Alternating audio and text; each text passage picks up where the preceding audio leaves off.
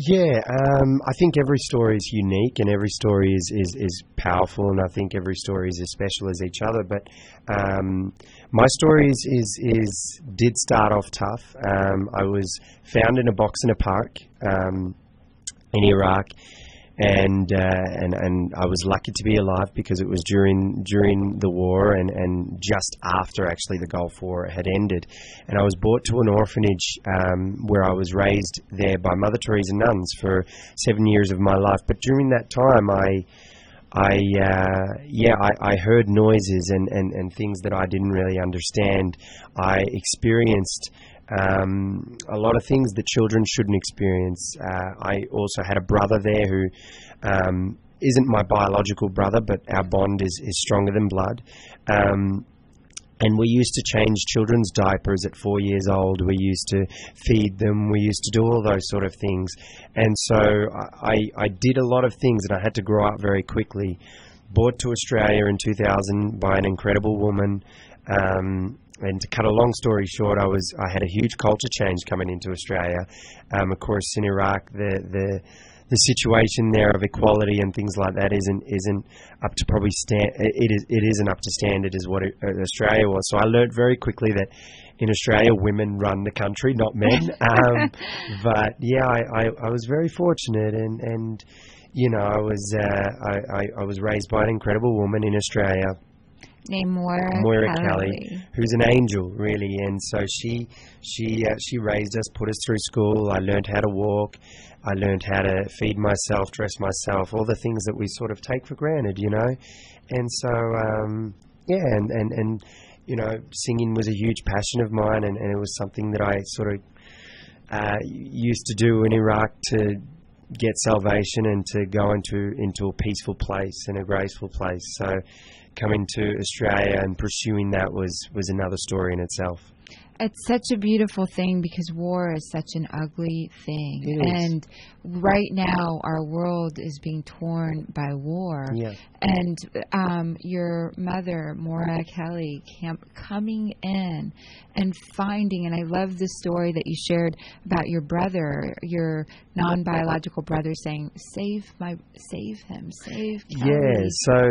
And she scooped him up and brought him. And it brings me to Lisa Haisha, who has been traveling and sharing and bringing grace and finding these places with children that need to be heard. And will you share just a little bit of your story? Lisa Haisha is an author. She's a mentor, a life coach that founded Soul Blazing. And it's such a beautiful journey that you're on, and I'm so excited for you to share a little bit about that. Oh, thank you so much. It's so great to be here, especially with Emmanuel. I Yes. feel a closeness with him since my father was born in Iraq. Yes. And my journey started from being raised under a Baghdad roof in San Diego. Wow. With a lot of the rules of Iraq, but in a free society. And I had 4 sisters, so my dad was extra strict because he didn't want any of us to get out of line. So at age 22, I was like, who am I, what am I? Because I didn't have a voice, I couldn't have an opinion. It was always, this is how you think, feel, this is what you do, this is who you're going to marry, this is what you're going to be when you grow up. Yes. So I left at 22 to go on this journey to figure out who am I. And I wanted to travel alone so I could have my own thoughts and opinions. Actually, Madonna told me to do that. I met her along the way. And so on this journey, I just started up in Europe and having a good time. And then as time went by, I ended up in Iraq to find my roots. And going to Iraq and going into Tilkef, this little area where my father was, and that's where all the Christians are, I stumbled into this orphanage. And then I started seeing these kids and talking to them. They're like, why doesn't anyone care about us? Why doesn't anyone love us? Why are there so many bombs? Why isn't anyone rescuing us?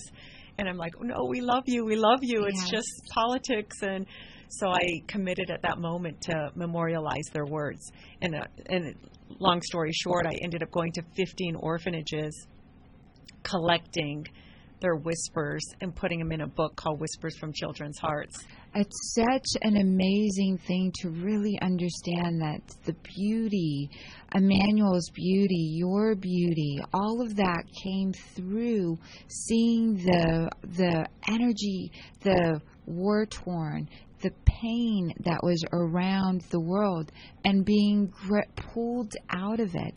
How would you describe grace, Emmanuel? It's a good question. I think grace is something that's within. I think grace is something that's above. I think grace is all around us. It's a force. It's a spirit. It's a feeling. It's a number of different factors just coming all together as one, and and giving you the strength to move forward in times where there's struggle, to give you strength to move forward in times when there is no struggle, but you just simply need that extra love. So it's a hard one, but I think grace is something that's just within us, and it's something that's given to you as well.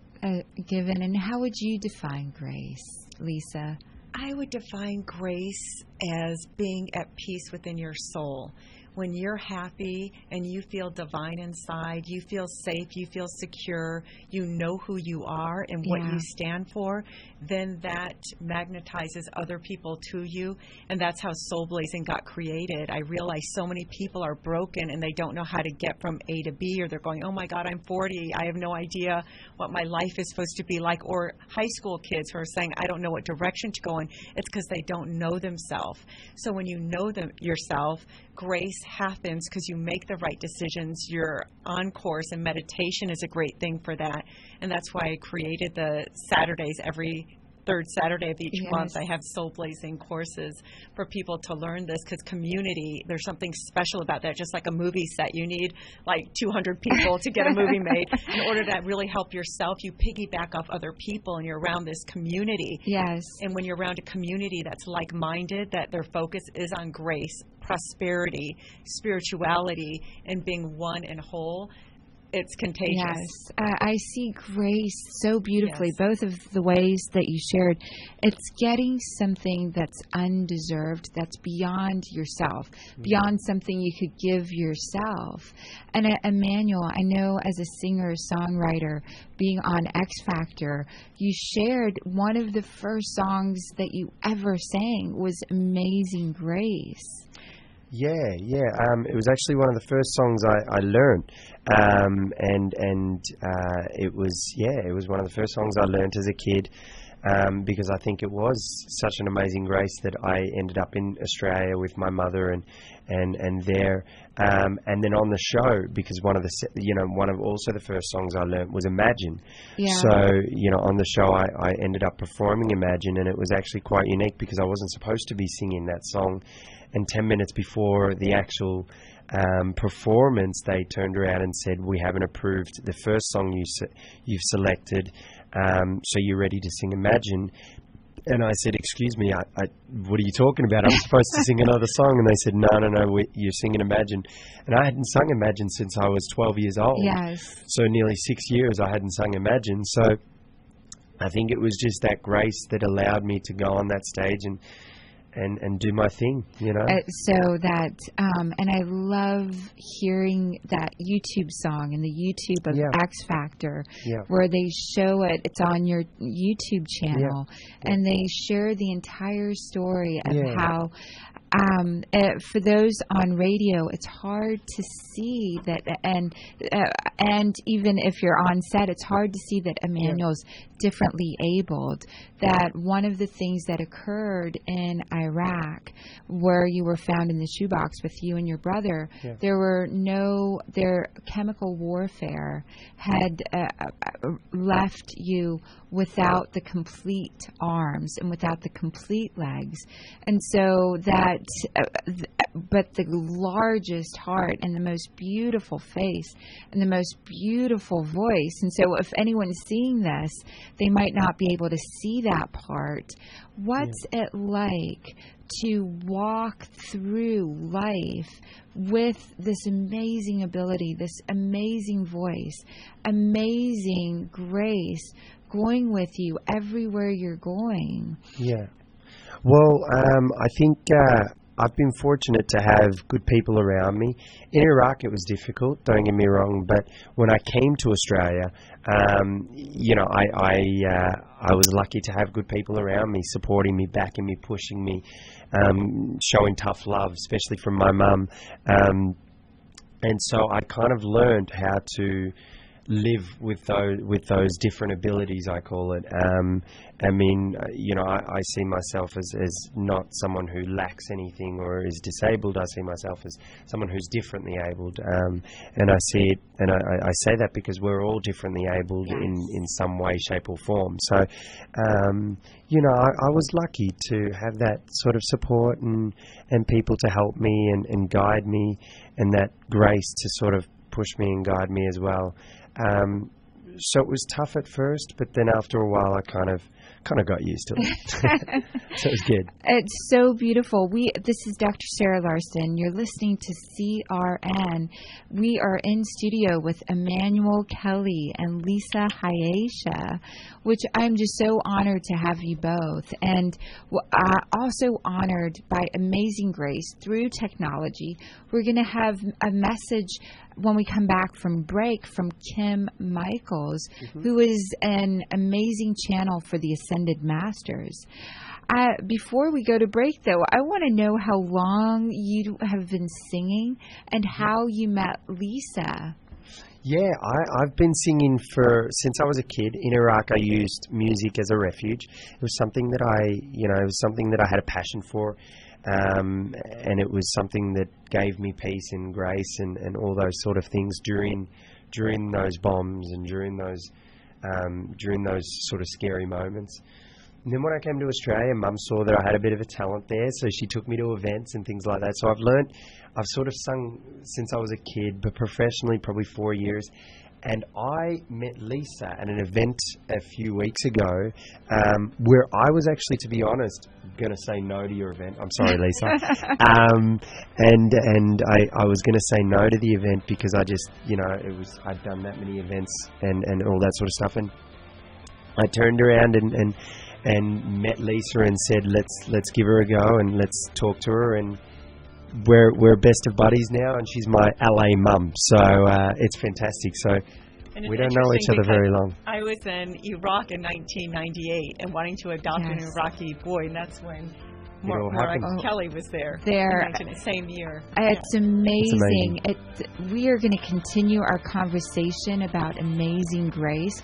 We're going to hear more from Lisa Haisha and Emmanuel Kelly. It's Dr. Sarah Larsen, and you are listening to Emmanuel Kelly and Lisa Haisha on air with me today. And now we get a very special message from Kim Michaels and the Ascended Masters. Thank you. I am the Ascended Master, Mother Mary, and I hold the office of the Divine Mother for planet Earth. As part of my office, it is my joy and my privilege to be one of the sources of divine grace. So let me give you one definition of divine grace. It is a flow of spiritual energy that has such a high vibration that it can change physical circumstances. You know, of course, from science, that everything is made from energy. So in every situation, there are certain tracks that are defined by the energies, or the karma, as some call it, of the people involved. It may seem to the outer mind that a situation or a person's life is locked on a track, and that there is no physical circumstance or physical device or condition that can change it. And this may be true from a human viewpoint, but you see, everything is still made from energy, and it can be changed by a vibration that is distinctly higher than the material energy.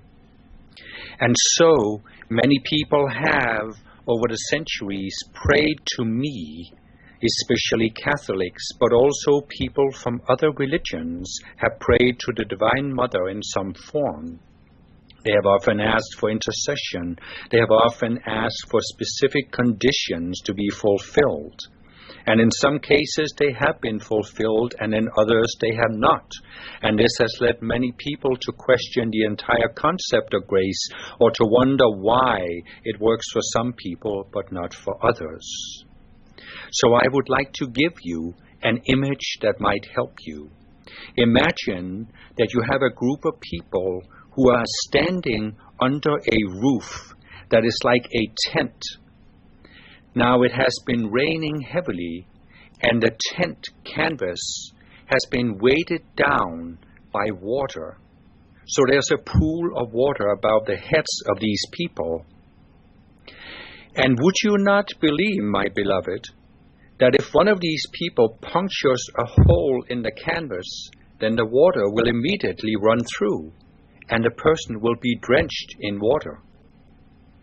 Well, the spiritual realm is like a pool of divine energy that is only waiting for an opening to flow into the material realm and restore divine harmony and beauty. But what is that opening? It can only be the consciousness of a human being. And in order to be open to divine grace, you must use your free will at some level of your being to open yourself. This may not always be something you are consciously aware of, but if you are willing to walk the path of self-mastery and self-discovery, you can become more conscious of how you can open yourself up to divine grace.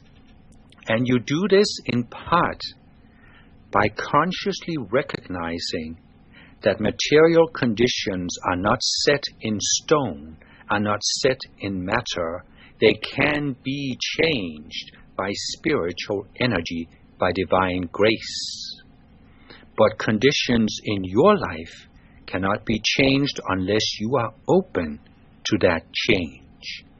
Now, you may see some people who have received divine grace and who were not consciously open, but you can actually be open without being aware of it.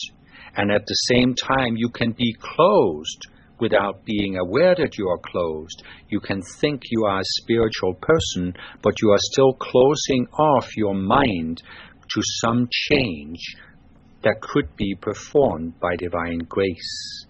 Therefore, the only viable way to really open yourself to divine grace is to walk the path of self-discovery, so you discover where it is you are blocking the flow that is always waiting to come through the material octave, only waiting for an opening in your mind.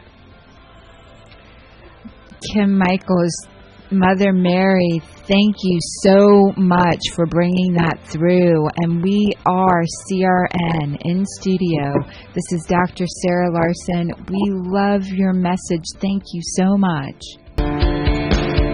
It's Dr. Sarah Larsen in the house, and I am so grateful to be here with Lisa Haisha and Emmanuel Kelly, the X Factor star, and Lisa Kelly, the author of this amazing book that I believe every child that's in this book has landed there by divine grace.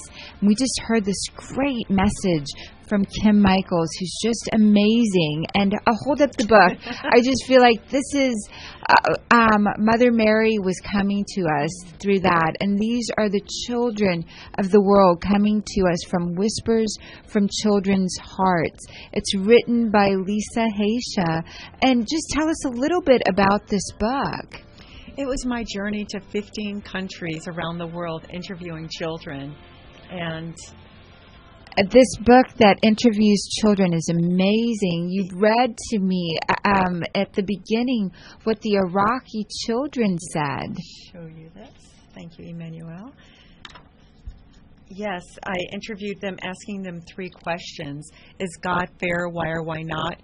who in the world would you want to meet most? And if you had one wish, what would it be? And here is from Walid. He's 7 in Iraq. Who in the world would you most want to meet? I'd meet your president to ask him why he lets his bombs fall on us and fall on my daddy. And I'd want to ask an American doctor to bring medicine because we don't have any left and we're sick, which really ties into Emmanuel's story and what Maura Kelly did. She brought doctors to these children who are sick, so it really is full circle. And I have these from all over, and it's amazing the difference in how kids are depending on the climate that they grew up in. It's so amazing because I was one of the doctors that went with non-government organizations. I didn't go to Iraq, but every one of those places, every one of the countries, every one of the places that we wind up in, each one of those children are so beautiful and so innocent. And I believe it is through divine grace that we're being given this space to come full circle all the way around, to share these amazing stories and to truly say and share the stories of children that may or may not be living anymore. By you going there and writing their words into a book, you guaranteed at some level that their legacy was left behind and their souls blazing. Yes, absolutely. And every dollar that every dollar this is goes a non-profit, and I was so blessed to be part of the second legacy, to have attended the fundraiser and the gala, the second annual, and you gave $10,000 to the organization Whispers from Children's Heart, gave $10,000 to an organization that assists deaf children. Yes, no limits for deaf children. No limits for deaf children. The funds that are received from Whispers from Children's Hearts goes directly to organizations and to people that are assisting. Tell us a little bit more about Whispers from the Children's Heart and Soul Blazing and how that ties together. Well, it's just about opening up your heart chakra and how you see the world. I was watching Emmanuel's videos when he was a child, and when Maura Kelly came up. I was cute. He was cute! That's an understatement. Now I'm just handsome. And he's singing, and he's just joyful with everything he was going through. And so this book, I wanted to highlight that it's really up to you of how you perceive the world. And when your heart chakra is blasted open, then it's depending on how you see it. If you have a candle and you're going into the room, it's a little dark and you perceive things a certain way. If you have a flashlight, it's different. If the sun's beaming in, you could see all the walls. Yes. And Soul Blazing blasts you so you could see all the walls, so you know where you're going, and you could really shift your life.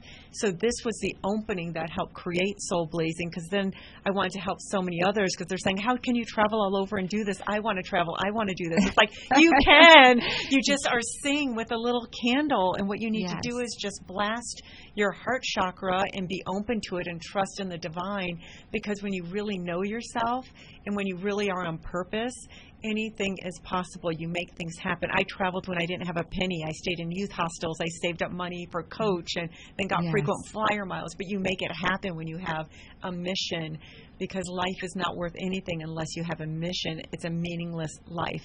Man needs purpose. And that was what Kim Michaels was saying as well. For our souls to come through, us as humans need a whole. Mother Mary's channeling that came through Kim Michaels on the last segment, and Soul Blazing is that whole. Yeah, Soul Blazing is about the 8 imposters that I discovered while working with thousands of people, about your narcissist, your philosopher, your overthinker, your clown, you know, all these different aspects, your sex goddess, your fixer, your counselor, and your wounded inner child, which is a huge one. And once you really can get a handle on those, because those are your personality, and your soul is your soul, and that little space in between is where life happens and where those decisions and choices you make. But if you're so caught up into me, what am I going to do? What decision should I make? Should I go here? Should I go there? Should I like this person? Should I break up? Am I wounded? Am I going to hate now for a year? Am I going to keep my heart closed? All those are right in between your soul and your personality, and your personality is the imposters. So if you could rein in those imposters, make the analogy of the imposters are like a pit bull, because when they're trained and they're loving and they're loved, they are amazing pets. But if they're not, they could attack you or those you love or anybody else. So train those aspects of your personality so it could be in alignment with your soul, so your personality could actually drive your soul's purpose. And then that's when you're happy, and that's when miracles happen. So I usually sign off, expect miracles. Oh, that's so beautiful. And that's how you achieve the self-mastery and the self-discovery. And I know that you were singing as part of your soothing yourself, of opening your soul, and of self-mastery and self-discovery. And so as living in the U.S. right now, we just had a couple of incidences around a lot of violence, it being labeled, Iraq being labeled terrorist, that sort of energy. How do you speak to that with your story? For me, being born in Pakistan, getting to come into this country, going to med school, going back and in service in these non-government organizations as a doctor, serving at that level, opened me to allow this amazing flow, removing the that was my soul blazing, that opened up and allowed me. And today I am so healed and whole, and really want for everyone to know how pure love is, how pure each of the people in Pakistan and some of the countries that might get labeled. How do you speak to that? Do you know, I don't know, I'm an Arab, and I'm proud of it, and I think I just kind of have to sometimes just look at the facts as well, and accept, I guess, what the world labels different things, and I kind of have to, or at least I'm told I have to, but I don't necessarily want to, and I don't necessarily, and I'm not necessarily going to, because I think everyone's put on this earth for a reason, and they're all put on this earth to do something great. And I think for me, the way I handle it is, I'm here to give happiness and to give hope. And if I can do that to one person or two people, then I'm succeeding something in life. But if I'm just walking around taking it and letting it bring me down, like a lot of people are, then they begin to not love who they are. They begin to not love themselves, and then they transcend that and they treat others like they treat themselves, which is bad. So then you're just creating this ripple effect of bad, label, judge. Where if you create this feeling for yourself, hey, no, I love who I am. I'm a good-looking guy. I'm fun. I'm happy. I'm open, then you're going to treat everyone else like that. And that's who I am. I'm very open. I'm happy. I'm direct. But, I'm here to have fun and enjoy what God's given me and the gift that God's given me, because we're all gifted, we're all talented, we're all special, we're all beautiful in our own unique ways. And it doesn't matter whether you're Iraqi, Pakistani, you're Muslim, you're Christian, you're Jewish. It doesn't matter what you are.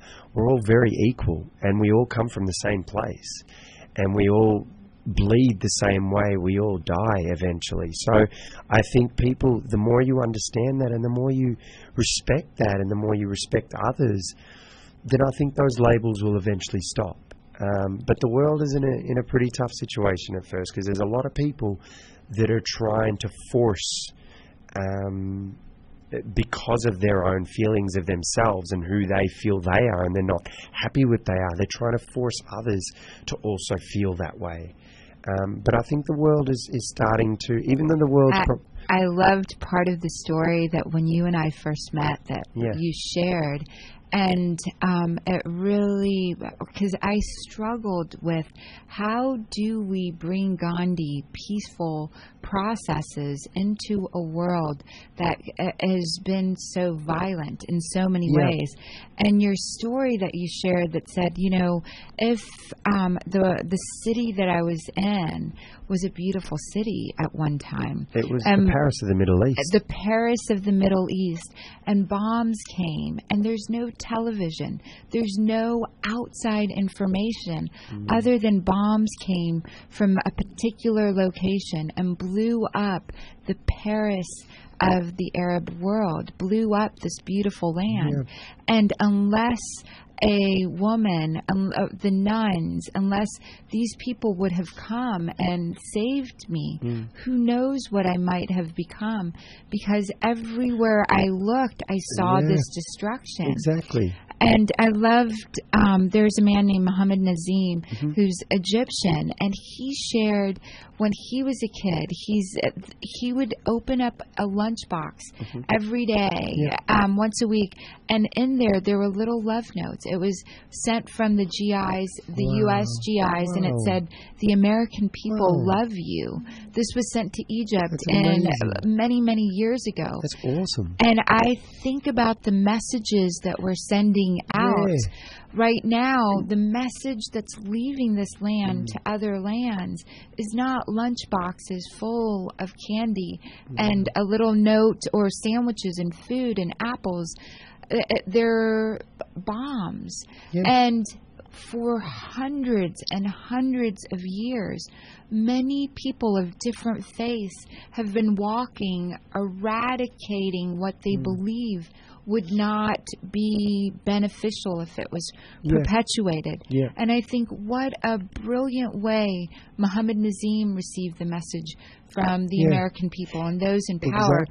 Food, love notes, the way that you received that amazing grace. But I believe that I think we're all so focused on wanting peace and peace and peace, but I think something in that regard, something that people forget about are the qualities of peace. Because that's how you're going to create the peace that you want. The world doesn't need necessarily to be changed because it can change itself. I mean, Mother Nature, God, they're powerful things, and they can do it themselves. They don't need us necessarily to change it. But what we need to start focusing on is the qualities. That's hope, motivation, inspiration, grace, and love.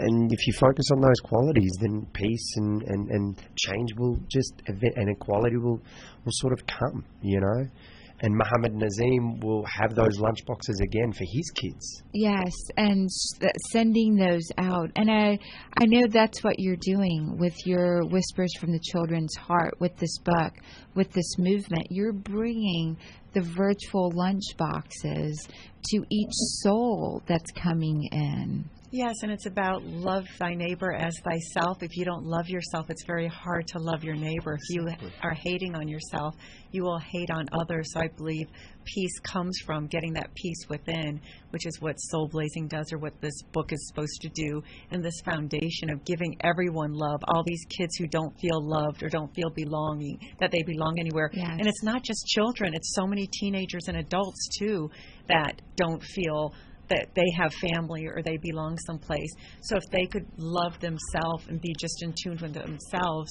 life will change. And that's what the book's about. It's about soul care. Soul care. And I love for you to sing in this minute before we go into break and come into the next. We've just got a few seconds for you to tune in. I haven't sung this song for a long time, but it's the first song I sung, and I remembered it when you told me that this segment's about grace and things like that. So here we go. Amazing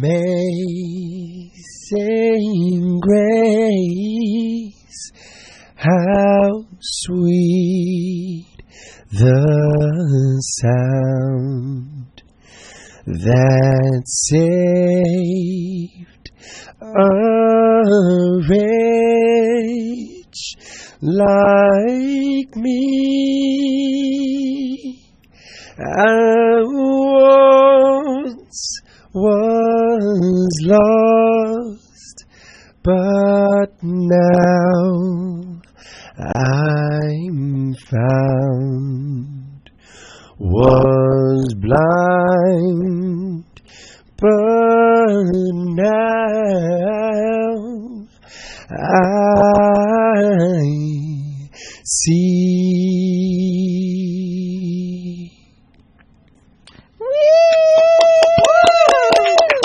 That's so beautiful.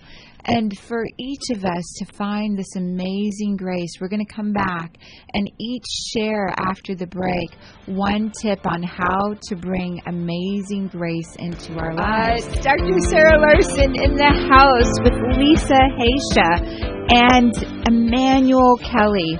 I just want everyone to be able to find Lisa Haisha. So I'm going to spell her last name. Lisa is Lisa, Haisha, Haisha, and it's so beautiful. The Soul Blazing Institute, your book, the donations from that book go directly to 100% go to the organization. So Whispers from Children's Hearts.com is the place to find this. .org. I'm sorry, .org. Whispers from Children's Heart.org. I'd love for everyone to get this book. All the money that goes out so beautifully to assist the children. And Emmanuel Kelly, you can be found on Twitter, and you have an official Facebook and Instagram page. It's Emmanuel Kelly Official. And your website is EmmanuelKellyOfficial.com. I want to leave everyone that listened to this amazing segment, this amazing talk, to have more of your words and your wisdom around amazing grace and soul blazing. And so if you will share, Lisa Haisha, please. Absolutely. I would say procrastination is one of the deadliest and most common diseases, and it takes its toll on happiness. It's huge. So act today, donate today, get involved, sign up for a Soul Blazing workshop and really get your life moving and going, because you only have today. It doesn't matter about what happened yesterday. Today is the first day of the rest of your life. Don't procrastinate. My mom procrastinated and she passed away about 5 years ago. She had a book in her that she wanted to share. My best friend died last year and she wanted to do so much. She lived in Michigan and she was an attorney and she hated all the hate and arguing. She wanted to just be a belly dance teacher and teach motivation and be a speaker. She never did it. She never made that leap. She was afraid to move to California with leaving her career that she went to school so much. So act today. Act today. Act today. That's beautiful. And to find Lisa Haisha, find soulblazing.com. Yes. And Emmanuel. Me, I'm with Lisa. Act today, because, well, I mean, yesterday's the past, right? Yes. Yeah, I got you, Mummy. Yesterday's the past. Yesterday's the past. Tomorrow's a mystery, really, and today's a present, and it's just waiting to be unwrapped. So act today, guys. Find me on Facebook, Twitter, but I think also more importantly, love who you are, be yourself. Don't be afraid to go out there, have fun, enjoy yourself, be normal, but also do one act of kindness for someone every day, even if that is saying to a random person on the street, you look beautiful or you look good. It doesn't matter. Just say something, one nice thing, and do one act of kindness every day. Little acts of kindness every day, as Mother Teresa says and Mum taught me. Little acts of kindness every day is what changes the world. And that is so beautiful. I would add to that, really find for yourself the people that are doing what you are inspired to do, and ask for help.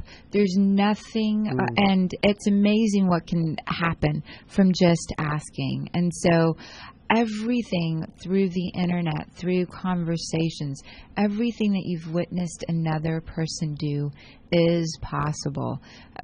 Ask and you shall receive. And I asked you both to be here, and everyone hopefully will be able to go to thesoulblazinginstitute.com or whispersfromchildrensheart.org And I can't wait for the whole world to know you and hear your voice over and over again. Emmanuel Kelly Official.com, or follow Emmanuel on Twitter, Emmanuel K Twitter with 1 T in Twitter. Twitter's mean. They wouldn't allow me with 2 T's.